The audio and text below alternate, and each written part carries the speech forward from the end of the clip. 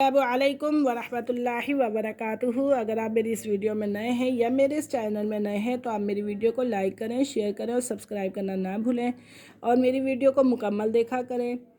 تو آئیے آج کا جو ہمارا سبق اسٹارٹ ہو رہا ہے وہ آیت نمبر ہماری 56 سے ہے۔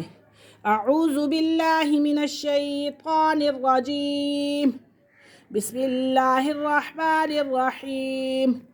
وَظَلَّلْنَا عَلَيْكُمُ الْغَمَامَ، اور سایہ کیا ہم نے، وَظَلَّلْنَا اور سایہ کیا ہم نے، عَلَيْكُمْ تم پر، غمامہ کس چیز کا؟ بادل کا، غمامہ بادل کا، وَأَنزَلْنَا عَلَيْكُمُ الْمَنَّ وَالسَّلْوَىٰ اور اتارا ہم نے علیکم تم پر من اور سلویٰ، من والسلویٰ من اور سلویٰ، کلوا من طیبات کھاؤ پاکیزہ چیزوں میں سے جو ہم نے رزق عطا کی، کھاؤ پاکیزہ چیزوں میں سے جو رزق ہم نے عطا کی، وما ظلمونا اور انہوں نے ہم پر ظلم نہیں کیا، ولیکن کانوا انفسہم لیکن وہ تھے اپنے اوپر، یظلمون ظلم کرتے، لیکن وہ اپنے اوپر ظلم کرتے تھے۔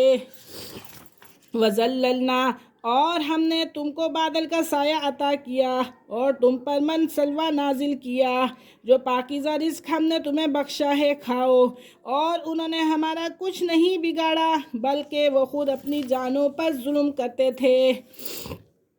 اور سایہ فگن کیا ہم نے تم پر ابر کو، اور پہنچایا ہم نے تمہارے پاس ترنجین اور بٹیرے، کھاؤ نفیس چیزوں سے جو کہ ہم نے تم کو دی ہیں۔ انہوں نے ہمارا کوئی نقصان نہیں کیا لیکن اپنا ہی نقصان کرتے تھے۔ فائدہ اس کا یہ ہے کہ دونوں قصے وادی طیٰ میں واقع ہوئے۔ وادی طیٰ کی حقیقت یہ ہے کہ بنی اسرائیل کا اصلی وطن ملک شام ہے۔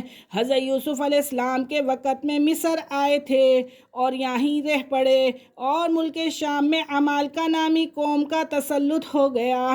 فرعون جب غرق ہو گیا اور یہ لوگ مطمئن ہو گئے تو اللہ تعالیٰ کا ان کو حکم ہوا کہ عمالقہ سے جہاد کرو اور اپنی اصلی جگہ کو ان کے قبضے سے چھڑا لو۔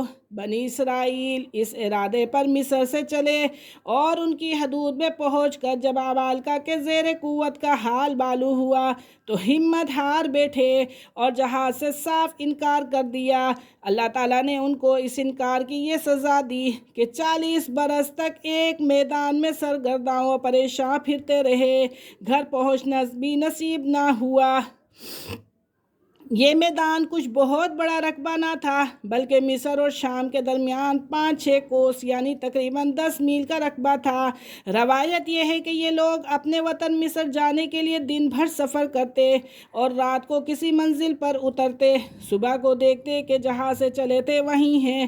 اسی طرح 40 سال سرگرداں و پریشاں اس میدان میں پھرتے رہے، اسی لیے اس میدان کو وادی طیٰ کہا جاتا ہے۔ طیٰ کے معنی ہے سرگردانی اور پریشانی کے۔ یہ وادی طیٰ ایک کھلا میدان تھا، نہ اس میں کوئی عمارت تھی نہ درخت تھا جس کے نیچے دھوپ اور سرگردی گرمی سے بچا جا سکے، اور نہ یہاں کوئی کھانے پینے کا سامان تھا، نہ پہننے کے لیے لباس۔ ہاں مگر اللہ تعالیٰ نے معجزے کے طور پر حضرت موسیٰ علیہ السلام کی دعا سے اسی میدان میں ان کی تمام ضروریات کا انتظام فرما دیا۔